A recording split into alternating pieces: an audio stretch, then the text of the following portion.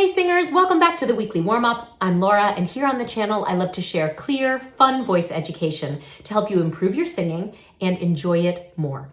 Today, we're going to talk about vowels, particularly closed and open vowels. Now, closed vowels are those nice pingy vowels like E and oo that really draw the resonance into a nice focused place.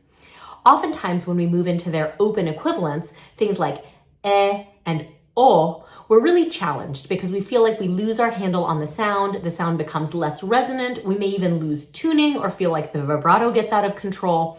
But I really do want you to be able to pronounce all the vowels so that you're not just locked into those closed ones all the time. In order to really communicate, you need to really fully be able to pronounce all the genuine sounds in any language. And so today I'm going to show you how to get to those open vowels without sacrificing the resonance and the placement and the security that you prize in those closed ones.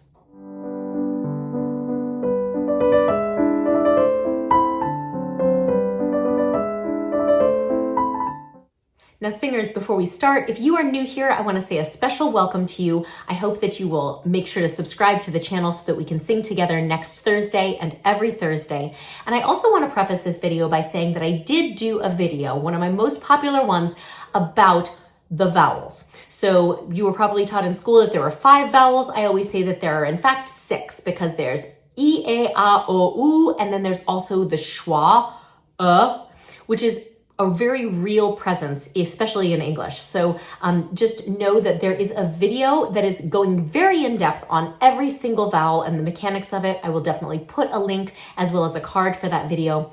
Today though, we're going to be talking about 4 vowels. So not that schwa and not ah, because those two do not have open and closed versions.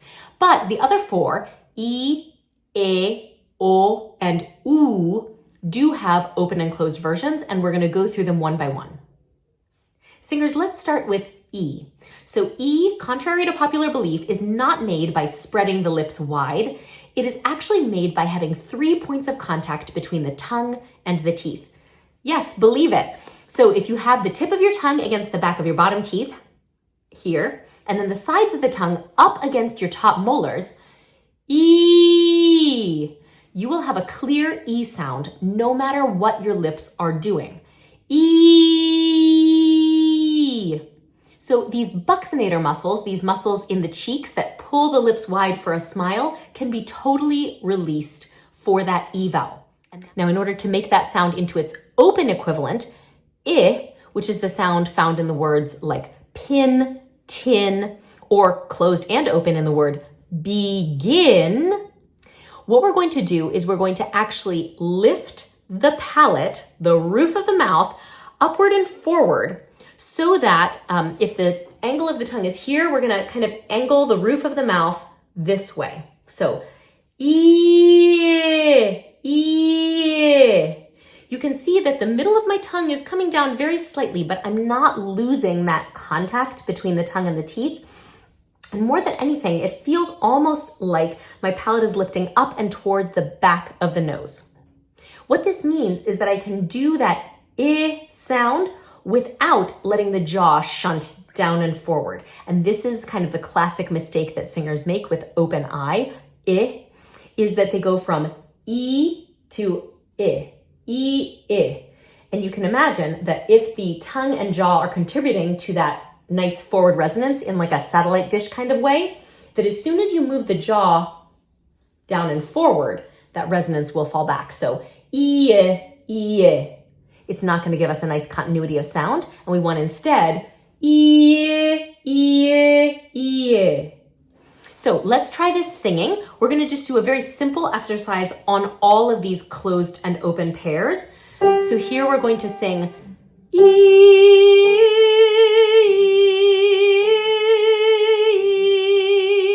Try that with me. E.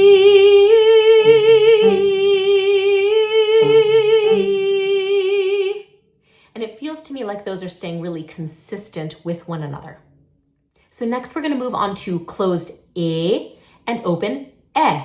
So these are the sounds of the words, some people say chaos. There's really, the truth is, I think there's no real equivalent for closed E in American English, but there is E in American English all over the place. So think of words like let, bet, get. That's a nice open sound.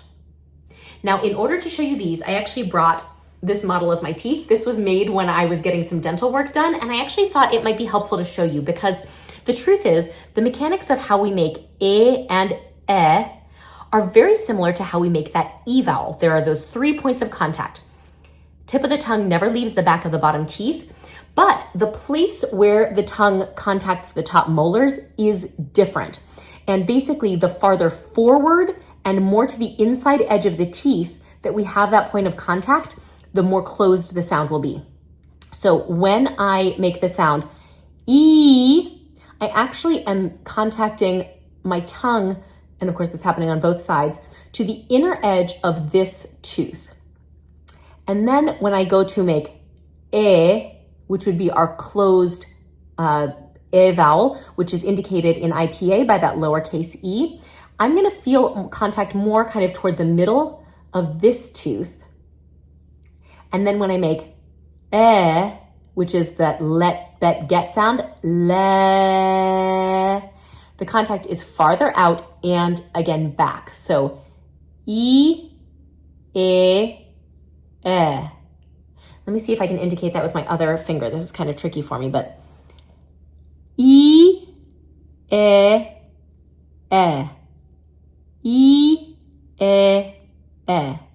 So what I'm doing is I'm basically making the angle of the tongue a little bit less steep on each one and moving the contact of the tongue and the teeth farther toward the outside of the tooth, but it is always in contact. And this is what is really essential. Going from A to does not require letting the back of the tongue drop completely away from the teeth. And that is really where we get into a lot of trouble with that open sound when we sing, is that if we go from E to the sound really drops into the throat. You can hear that, and it becomes much more guttural, harder to control. So here, we're gonna really be working with moving the tongue just very slightly in its angle and maintaining contact with the upper teeth as we sing.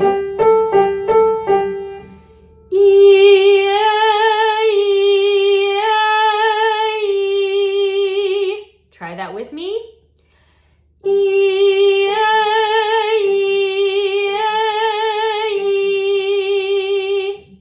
Tongue. So now we're going to move away from those tongue vowels, E and E, and toward the lip vowels, O and U. Now I want to remind you here that if you would like a refresher or a handy PDF on all of the mechanics of making vowels, make sure you check out the description box or the card above. That's going to help you to get back to either the first video I made on vowels or a printable PDF. It's totally free. They can help you really have a diagram and examples of every single vowel. But now that it comes to open and closed versions of these lip vowels, let's start with O. So that's going to be our closed O, and that's going to be the sound like in the word Minnesota. It's quite rounded, and you can see that my lips really are a circle. So in order to get from O to O, I will open the mouth a little bit more, but I want to make most of the work with my lips, not with my jaw. So again, like we did on E, we don't want to let the jaw moving forward and down control the opening of the vowel. Not O, but O, O. And I'm really being careful that not all of the work is happening in the lower lip and the jaw underneath it, but also in the upper lip.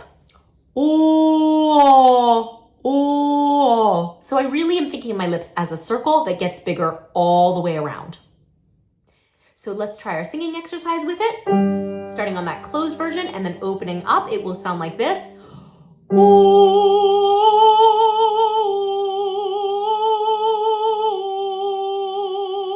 Try that with me.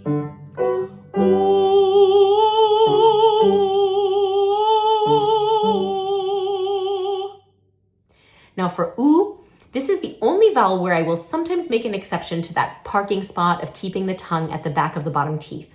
For closed ooh, I really want very circular lips, like a very tight circle, And in my mouth, it is more comfortable for me to slide the tip of my tongue down from, like, if this is the back of my bottom teeth, not on the enamel, but down onto the gum or even down into the well. That allows me to really have the back of my tongue high and the tip of my tongue down and out of the way. So the tip of my tongue is nice and low. My lips are super, super rounded into a very tight circle. Ooh, and that in IPA is that lowercase u. And then the open version of that vowel is the sound of the words look, book, and took.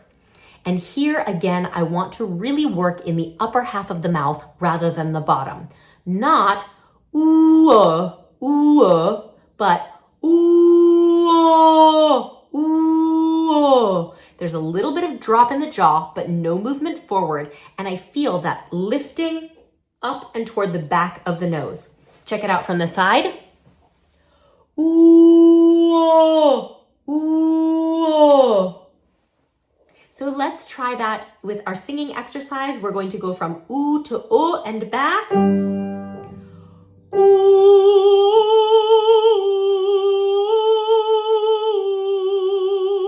Try that with me.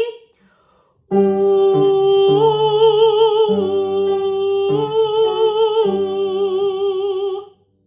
So singers, that's it. Thank you for singing with me today. I always really appreciate your time. I hope that this was helpful. I want to assure you, you don't have to spend the rest of your life singing closed vowels in order to feel secure and resonant. You really can sing the full range of vowels and maintain your vocal placement, your vocal resonance. So I hope that this got you started on the right path. I know that this can be kind of a complicated topic, so make sure you let me know down in the comments if you have questions about it. I would really love to help. In the meanwhile, if you enjoyed this video, I would really appreciate it if you would give it a like so that YouTube can know to send this video to other singers like you. I would also love for you to subscribe to the channel so that I can sing with you again next Thursday and every Thursday. And if you can't wait until next Thursday, sign up for the newsletter. There's a link down in the description box, and that will just be a free newsletter in your inbox each Friday with other tidbits about voice education, voice technique, issues in music making. And I hope to see you over there and next Thursday. Thanks so much for practicing.